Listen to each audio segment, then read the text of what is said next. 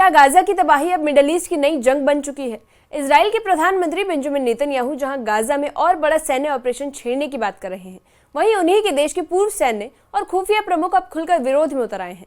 इसी बीच मोसाद के ईरान में एक और रहस्यमय कार्रवाई चर्चा में है, जिसके बाद सवाल उठ रहा है कि क्या ये नेतन्याहू की अगली चाल का हिस्सा है या फिर घरेलू दबाव से बचने की कोशिश है। इस एक्सप्लेनर में हम आप बात करेंगे गाजा के हालात की, नेतन्याहू की अगली रणनीति, इजरायली सुरक्षा की एजेंसियों की बगावत और मोसाद के ईरान में एक्टिविटीज की। जिसके बाद सवाल ये भी है कि क्या ये सब एक नई लड़ाई का इशारा है? क्या गाजा के आम लोगों की तकलीफ इस राजनीति में कहीं गुम हो चुकी है? न्यूज़ 18 के सोशल मीडिया प्लेटफॉर्म पर आपका स्वागत है। मैं आपके साथ साइमा परवीन। सबसे पहले समझ लेते हैं कि गाजा में अब तक क्या हुआ है। दरअसल पिछले 22 महीनों से गाजा जंग के मैदान में तब्दील है। इजराइल ने हमास के खिलाफ सैन्य कार्रवाई शुरू की है। आपको आंकड़े बताएं कि अब तक 61,000 से ज्यादा मौतें हो चुकी हैं, जिनमें बड़ी संख्या में महिलाएं और बच्चे शामिल हैं। संयुक्त राष्ट्र और स्वास्थ्य एजेंसियों का कहना है कि गाजा में हालात फेमाइन यानी भुखमरी की ओर बढ़ रही है। हर दिन लोगों की मौत सिर्फ इसलिए हो रही है क्योंकि वो खाने की तलाश में गोली खा रहे हैं। जिसके बाद सवाल यह है कि इस युद्ध का मकसद क्या है? हमास को हराना या गाजा को फिर से कब्जे में लेना? इजराइल का दावा है कि उसने गाजा का लगभग 75% हिस्सा सैन्य नियंत्रण में ले लिया है, लेकिन हमास पूरी तरह खत्म नहीं हुआ है। अब जान लेते हैं कि नेतन्याहू का अगला कदम क्या है। इजराइल के प्रधानमंत्री बेंजामिन नेतन्याहू ने एक बार फिर गाजा को लेकर कड़ा रुख अपनाया है। ताज़ा घटनाक्रम में उन्होंने अपनी सुरक्षा कैबिनेट की बैठक बुलाई और सेना को स्पष्ट निर्देश दे दिए हैं कि जंग के अगले चरण के लिए तैयार रहे। रिपोर्ट्स के अनुसार नेतन्याहू चाहते हैं कि इजरायली सेना गाजा के पूरे क्षेत्र पर नियंत्रण कर ले। हालांकि इस फैसले को लेकर अब इजराइल के भीतर ही मतभेद उभरने लगे हैं। सेना का प्रमुख इस रणनीति से सहमत नहीं है। उनका मानना है कि इस तरह की कार्रवाई से गाजा में फंसे इजरायली बंधकों की जान को गंभीर खतरा हो सकता है। इसके साथ ही एक और बड़ी चिंता ये है कि इस आक्रामक नीति से इजराइल की वैश्विक छवि को नुकसान पहुंचेगा। इस विवाद से ये साफ हो गया है कि अब इजराइल की सत्ता और सेना के बीच गाजा नीति को लेकर दरारें गहराती जा रही है। आपको बता दें कि सेना और नेतन्याहू के बीच मतभेद क्या है। इजरायली मीडिया की रिपोर्ट्स के मुताबिक सेना प्रमुख लेफ्टिनेंट जनरल एयार जमीर प्रधानमंत्री बेंजामिन नेतन्याहू की गाजा को लेकर रणनीति से नाराज है। जमीर का मानना है कि गाजा पट्टी पर पूरी तरह कब्जा करना न सिर्फ सैन्य दृष्टि से बेहद चुनौतीपूर्ण है, बल्कि इससे इजराइल को कई मोर्चों पर गंभीर नुकसान हो सकता है। बंधकों की सुरक्षा पहले से ही एक संवेदनशील मुद्दा है और ऐसे में बड़ी सैन्य कार्रवाई से उनकी जान को सीधा खतरा हो सकता है। इसके अलावा अंतर्राष्ट्रीय समुदाय से तीखी आलोचना झेलनी पड़ सकती है और गाजा में मानवीय त्रासदी और गहरा सकती है। जमीर इस बात से इतने असहमत है कि उन्होंने ये कहा कि अगर प्रधानमंत्री अपनी रणनीति पर अड़े रहें तो वह इस्तीफा दे सकते हैं या फिर नेतन्याहू उन्हें पद से हटा सकते हैं। यह अंदरूनी टकराव इजराइल की राजनीतिक और सैन्य स्थिरता के लिए एक नया और बड़ा संकट बनता जा रहा है। लेकिन इसी बीच जान लेते हैं कि मोसाद की भूमिका ईरान में क्या है। दरअसल गाजा युद्ध के चलते जहां इजराइल की सैन्य कार्रवाई चर्चा में है, वहीं अब मोसाद की ईरान में बढ़ती गतिविधियां यानी उसकी एक्टिविटीज सुर्खियों में आ गई है।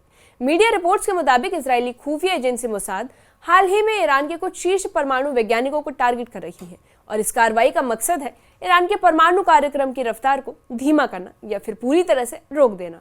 अब आपको बताइए कि इजराइल को क्या शक है, तो उसको आशंका है कि अगर ईरान ने परमाणु हथियार बना लिए तो सबसे पहला निशाना इजराइल ही हो सकता है। और यही वजह है कि मोसाद पिछले कई सालों से हिट एंड वैनिश रणनीति के तहत ईरान में मिशन चला रही है, जिसमें वो टारगेट को चुपचाप खत्म करती है और कोई ठोस सबूत पीछे नहीं छोड़ती। इन ऑपरेशनों से क्षेत्रीय तनाव और भी बढ़ सकता है और इससे इजराइल और ईरान के बीच जंग का खतरा और गहरा सकता है। जिसके बाद कुछ एक्सपर्ट्स का मानना है कि नेतन्याहू मोसाद का ईरान में एक्शन जानबूझकर इस समय उजागर करवा रहे हैं ताकि लोगों का ध्यान गाजा की मानवीय त्रासदी और घरेलू विरोध से हट सके। जब इंटरनेशनल मीडिया में भूख से मरते बच्चों की तस्वीरें वायरल हो रही थी, तो ईरान का खतरा एक नैरेटिव शिफ्ट का काम कर सकता है। मोसाद की कार्रवाई आमतौर पर बेहद गुप्त होती है और शायद ही कभी इसकी आधिकारिक पुष्टि की जाती है, लेकिन जब ये एजेंसी किसी विदेशी जमीन पर टारगेट कर किलिंग करती है, खासकर वैज्ञानिकों या नागरिकों की, तो ये अंतर्राष्ट्रीय कानून की दृष्टि से गंभीर सवाल खड़े करता है। इजराइल का तर्क साफ होता है कि ये ऑपरेशन आत्मरक्षा के तहत किए जाते हैं, क्योंकि उनका मानना है कि ईरान का परमाणु कार्यक्रम सीधे उनके अस्तित्व के लिए खतरा माना जा सकता है। वहीं ईरान इन कार्रवाइयों को आतंकी हमले करार देता है और अपनी संप्रभुता यानी सॉवरेनिटी का उल्लंघन मानता है। और यही वजह है कि अंतर्राष्ट्रीय समुदाय इस मुद्दे पर दो हिस्सों में बंट चुका है। पहला हिस्सा है इजराइल की सुरक्षा जरूरतों को समझना, जबकि दूसरा पक्ष उसे कानून और मानव अधिकारों के खिलाफ मानता है। अब आपको बता दें कि इजरायली खुफिया एजेंसियों की बगावत का मामला क्या है। इस बार इजराइल के भीतर से ही गाजा युद्ध पर तीखी आवाजें उठ रही हैं, और वो भी उन लोगों की जिन्होंने खुद देश की सुरक्षा एजेंसियों को दशकों तक चलाया। मोसाद के पूर्व प्रमुख, शिन बेट के पूर्व प्रमुख और सेना के एक पूर्व जनरल एक साझा वीडियो में सामने आए, जिसमें उन्होंने गाजा युद्ध को फैंटेसी यानी अव्यवहारिक कल्पना बताया। उन्होंने कहा कि प्रधानमंत्री बेंजामिन नेतन्याहू की मौजूदा रणनीति इजराइल की सुरक्षा के लिए नुकसानदायक बन चुकी है और इससे कोई स्थायी समाधान निकलता नहीं दिख रहा। उन्होंने आरोप लगाया कि नेतन्याहू की सरकार में कुछ चरमपंथी मंत्री ऐसे हैं जिन्होंने पूरे देश को बंधक बना लिया है और उन्हीं के दबाव में युद्ध को खींचा जा रहा है। अब आपको बता दें कि पूर्व प्रधानमंत्री एहुद बाराक ने इन सब पर क्या कहा। इजराइल के पूर्व प्रधानमंत्री एहुद बाराक ने भी गाजा युद्ध को लेकर प्रधानमंत्री बेंजामिन नेतन्याहू पर तीखा हमला बोला। बाराक ने साफ शब्दों में कहा कि देश अब एक ऐसे रास्ते पर चल रहा है जिसका अंत सिर्फ तबाही और बर्बादी है। उन्होंने सबसे बड़ा आरोप यह लगाया कि अब ये जंग इजराइल की सुरक्षा के लिए नहीं बल्कि नेतन्याहू की कुर्सी बचाने के लिए लड़ी जा रही है। जब ये बात किसी विपक्षी नेता की बजाय एक ऐसे पूर्व प्रधानमंत्री कहे तो साफ है कि हालात बेहद गंभीर है।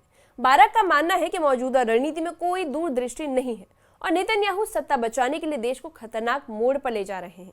इस बयान से इजरायली समाज और सत्ता के बीच बढ़ती दरार उजागर हो रही है और इसे देश के भीतर नेतन्याहू के नेतृत्व पर सवाल खड़े हो रहे हैं। और अब जान लेते हैं कि गाजा में हालात हर दिन बद से बदतर होते जा रहे हैं। अब वहां जिंदगी और मौत के बीच की दूरी सिर्फ एक रोटी जितनी रह गई है। लोग जैसे ही खाने की तलाश में घरों से निकलते हैं, इजरायली फायरिंग का शिकार हो जाते हैं। सिर्फ मंगलवार के दिन ही ऐसे 45 लोगों की जान चली गई। कई चश्मदीदों का कहना है कि अगर खाना नहीं लेंगे तो भूख से मरेंगे और अगर लेंगे तो गोलियों से मारे जाएंगे। ये दहशत अब पूरे समाज में फैल चुकी है। बच्चे, बुजुर्ग, महिलाएं सब जान का जोखिम उठाकर सड़कों पर निकलने को मजबूर हैं। इस मामले पर आप क्या सोचते हैं? कमेंट सेक्शन में कमेंट करके बताइए।